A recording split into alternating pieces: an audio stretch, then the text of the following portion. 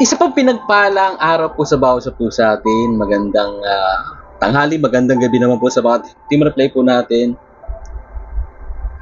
Tayo pong lahat ay manalangin at magpasalamat sa Panginoon. Lord, maraming salamat po. Pinupuri ka namin, pinasalamatan ka namin sa araw po na ito. Muli, may pagkakataon kami na makapag-aral ng iyong salita. At sa pagkakataong ito, Panginoon, ikaw po ang siyang manguna sa aming pong gagawin, Lord. Patuloy na mangusap ka sa aming mga puso at may apply po namin ang iyong salita. Pero bagong lahat, Lord, humingi kami ng tawad sa lahat ng pagkakamali po namin. Sorry po sa mga bagay po na ito. Kung may nasaktan kaming tao, patawad po. Kung meron kami naisip o ginawa na hindi mo gusto, Panginoon, patawad po.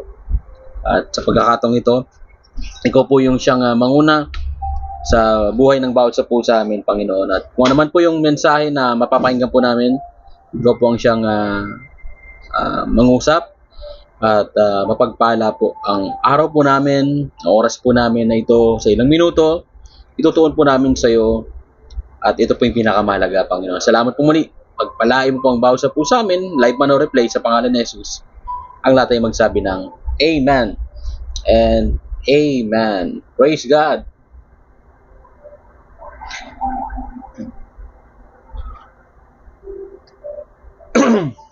Ang pag-uusapan po natin ay pinamagatan po natin what matters most. What matters most. Sa awit chapter 90 verse 12. Psalms 90:12. Dahil ito'y buhay namin may klilang na panahon, itanim na sa isip namin upang kami ay dumunong. Dahil itong buhay namin may klilang na panahon, itanim sa isip namin upang kami ay dumunong. Life is too short to be wasted. Amen? And let's create a good memories. Sabi nga, memories are important. Lalo na ang significant events and milestones sa ating pong buhay, yung mga victories, achievements, no? At yung mga success story ng bawat sa puso atin. And these memories remind us who we were and who we are right now. No, kung ano po yung nangyari sa atin in the past na magaganda at disiplinado ho tayo, nagsipag ho tayo, nagpakatino ho tayo. Kung ano ho tayo ngayon, yun po yung resulta ng decision po natin nung nakaraan. But you know what? Not all memories are good. Some of them remind us of our failures. Sabi nga po natin, failures. No, meron tayong mga failures, mistakes, and sad events that bother us up to now. No, meron po mga traumatic experience po tayo, no, na hindi natin makalimutan in the past. Talagang tumatak po ito sa ating mga puso na hanggang ngayon ay dala-dala po natin. Meron pong isang kwento, si Christine ay isang writer at isa sa kanyang hobby ay magsulat sa kanyang journal kung saan nakalagay ang lahat ng kanyang memories, whether good or bad. She makes sure she remembers them. At one point of her life, she had a very challenging situation. Her mother got into an accident and was hit by a car while walking back home. Mabilis siyang pumunta sa ospital para makita ang kanyang ina at sinabi ng doktor sa kanya na maaaring mamatay ang kanyang ina dahil sa natamang mga sugat at sa tindi ng pinsala na naaksidente ang kanyang mama. Buong pusong kinausap ni Christine ang kanyang ina at sinabing, "Ma, hindi ko makakalimutan ang memories na nagawa natin. Lalo na sa love and care mo." And then sa pagkakataong yon, sa nanghihinang boses ng kanyang ina, narinig ni Christine ang mga katagang, "Anak, mahal na mahal kita." At pumikit na ang kanyang ina, tumatak ang moment na ito sa isip niya. Alam niyo po, as we counter different situations and challenges in life, maaring may tanong mo sa iyong sarili, is this what life's worth? Itong buhay ba na ito ay meron bang kabuluhan, meron bang kahulugan?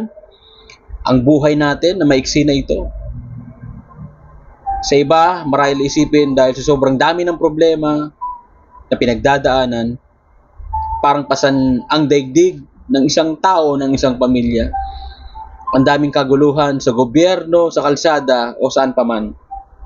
At meron ho tayong mga nakaraan na hindi natin makakalimutan. It is a reminder for us, always ask for wisdom in everything we do. So we can focus on things that truly matter in life. Sa totoo lang po, losing someone is painful, but Jesus is with us. Amen? Ulitin ko po especially kay Brother Jeff, nawa marinig mo ang mensahe na ito. Losing someone is painful, but Jesus is with us. Mawalan ho tayo ng mahal sa buhay, mawalan man ho tayo ng kayamanan, o ari-arian, bahay at lupa, o ano man ang pinanghahawakan po natin. Pero tandaan po natin na hindi nawawala si Jesus na tayo po'y mahalin, ibigin, ingatan, at pagpalain. Mawala na lahat, wag lang ang pagmamahal ng Panginoon. Amen? And at the same time, mawala na lahat ng bagay sa mundong ito. Wag lang yung ating buhay at yung pananampalataya natin sa Diyos, no matter what. And then, He knows about what we are going through. Baka meron kang struggle ngayon. May sakit ka o ang iyong pamilya. Meron kayong kakapusan, baon na baon kayo sa utang. No? Merong pagtatalo sa loob ng pamilya. May kalugihan sa negosyo, may problema sa trabaho, kawalan ng pinagkakakitaan, hanggang minsan pa parang nawawalan ka na ng pag-asa at gana sa buhay. Pero tandaan mo, may magandang plano ang Diyos sa buhay ng bawat isa po sa atin. Life is too short to be wasted. Instead of murmuring, complaining, magmukmuk sa isang tabi at wala ho tayong ginagawa, no? Tinatamad tayo sa mga bagay-bagay at parang, Lord, bahala na bukas, yun yung ating pananaw. Pero hindi, kailangan natin magplano. Katulad nga ng tinuro ko po naman nakaraan, magplano ho tayo, pero si Lord ang magpapatupad. Pero ang importante, nagpaplano ho tayo. May vision tayo. At yun po yung lalakaran po natin, hindi man dun sa pangarap ng ating mga sarili ang nangyari, kundi yung talagang pangarap ng Diyos sa buhay po natin na talagang tayo po ay magtatagumpay. And that is a true victory na gustong nating maranasan at gustong maranasan ng ating pong Panginoon. Amen? And sabi nga, kung ano man ang pinagdadaanan po natin, is inviting us to lean on Him. Dumepende tayo sa Kanya. Mag-focus tayo sa Kanya. Hanapin natin siya. Alamin natin yung Kanyang kalooban.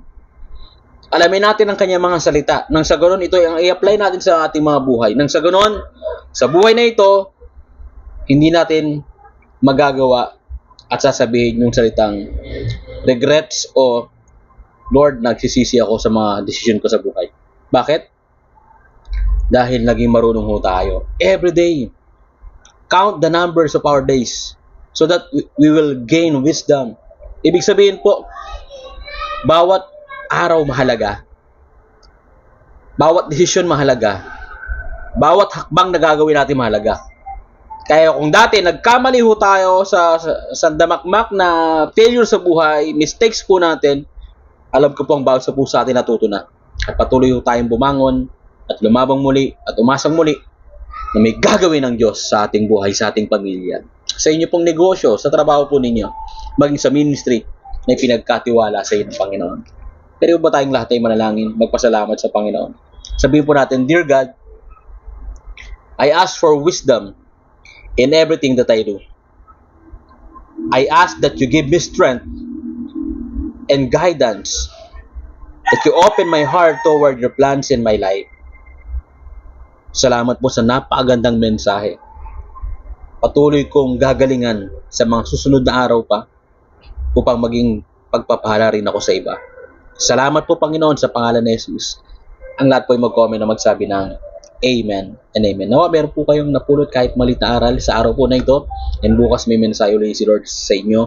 Huwag po kayong absent. Please, everyday manood po tayo ng gawain. Especially midweek and Sunday service po natin.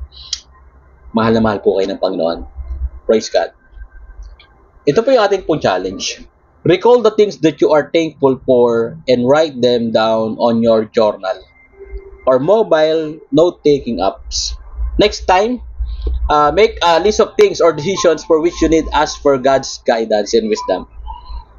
Bago tayo magsalita o gumawa ng action o action plan, pag-isipan muna mabuti, ipanalangin sa Diyos kung tama ba yung gagawin po natin para hindi po tayo magsisi sa bandang huli. Amen? Tayo pong lahat ay manalangin. Lord, maraming salamat po as we get wisdom from your word na ang pinakamahalaga at importante sa lahat ay ang buhay na kung saan na meron po kaming plano. Meron kaming plano na kung saan plano po namin na ikaw ang i-priority po namin. At everyday yung fellowship po namin sa iyo ay hindi mawala. Plano po namin na kung saan, Lord, mabless po kami to be a blessing to other people. Ang aming lamang pong hiling, patuloy mo kaming baguhin ang aming mga puso, ang aming mga buhay. Ano man po nakikita mong hindi magandang ugali po namin, patuloy mong wasakin po ito sa pangalan ni Jesus. Baguhin mo po ang inyong mga lingkod, ang inyong mga anak, Panginoon. At ngayon pa lamang, O Diyos, I ask, Lord, for healing sa lahat ng may sakit at karamdaman. Sa pangalan ni Jesus. Pinagaling ka na ni Jesus in Jesus' name. Sa kanyang mga latay, magaling ka na sa pangalan ni Jesus. Lord, I pray sa lahat ng kinakapos, baon sa utang, patuloy ng masaganang pagpapalag, pinansyal, ay maranasan ng bawat isa. I pray, Lord God, sa lahat ng may depression, wasakin mo ito sa pangalan ng Panginoong Jesus. I pray kung meron po sa amin, Lord God, ay meron pong kakausaping tao, meron pong meeting po ngayon, meron pong big decision making, Lord God, na gagawin po ngayon, meron pong blessings na malaki, o meron pong decision, Lord God, for reconciliation, o plans, Lord God, sa trabaho, sa negosyo, or even sa ministry, guide us and give us wisdom. At sa oras na ito, Panginoon, pangunahan po ang bawat sa puso amin. Holy Spirit, teach us, Lord God, to number our days, Lord God. At patuloy, Panginoon, na ikaw pong siyang maghari sa aming mga buhay. Salamat po, Ama. At dinedeklara ko lang po sa bawat isa that the Lord bless you and keep you. And the Lord make His face shine upon you and be gracious to you. And the Lord turn His face toward you and give you peace. Not only you, but also in your whole family. In the name of the Father, and of the Son, and of the Holy Spirit. Lahat po ng pinagpala po ngayon ay sumigaw ng malakas na Amen and Amen. Excuse me po. Can we shout Jesus reigns 7 times? 1, 2, 3, go. Jesus reigns. Jesus reigns. Jesus reigns. Jesus reigns. Jesus reigns. Jesus reigns. And Jesus reigns. See you tomorrow po sa ating pong Friday devotion at Saturday devotion po. At Sunday service, si Brother Louie Reyes po ang ating pong tagapagsalita. 10 a.m. po ito at patuloy lang po kayong manood araw-araw. Muli maraming salamat po and to God be the glory. See you tomorrow po.